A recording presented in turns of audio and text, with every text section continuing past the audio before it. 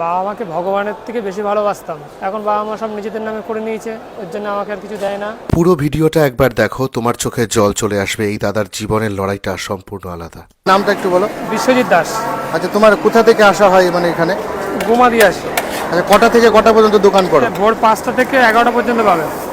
আচ্ছা, আর হচ্ছে তোমার একটু তোমার যদি এই দোকানের ইতিহাসটা যদি একটু বলো আর কি।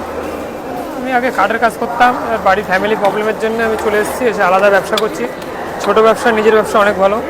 আচ্ছা, বাবা মা কি সেইভাবে সাপোর্ট করেনি? না না, বাবা মা সাপোর্ট করেনি, ছোটোবেলা দিয়ে টাকা পয়সা সব তাদের হাতে তুলে দিয়েছে, দিয়ে এখন তাদের নামে করে নিয়েছে সব। এখন দিদিরা তাদের মাথায় বুদ্ধি দিয়ে দিয়ে এই পর্যন্ত এনেছে। এখন কি তুমি একাই না তোমার বউ ওয়াইফ বাচ্চা? আমার ওয়াইফ আছে আর বাচ্চা আছে। আচ্ছা, তাদেরকে তুমি কি রাত্রি মানে কটার সময় বেরিয়ে আসো এখানে?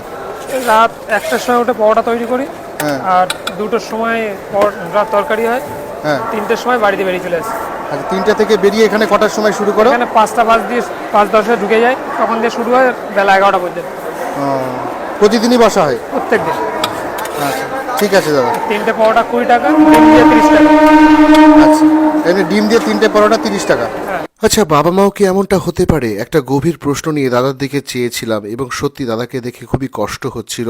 শিয়ালদা স্টেশনে ভোর থেকে পরোটা বিক্রি করছে। আরও কিছু বললো, সেটা তোমাদের শোনাই। বলে তুই নিজের খাবার নিজেই জোগাড় করতে পারিস না। লাস্টে তো ঝামেলা ঝঞ্ঝাট করলো। দিদিরা সাপোর্টে ছিল বাবা মারই, দিদিরাই সাপোর্ট করেছে বেশিরভাগ বাবা মাকে। এই দাদার জীবনের কষ্ট কি ভাইরাল হতে পারে না?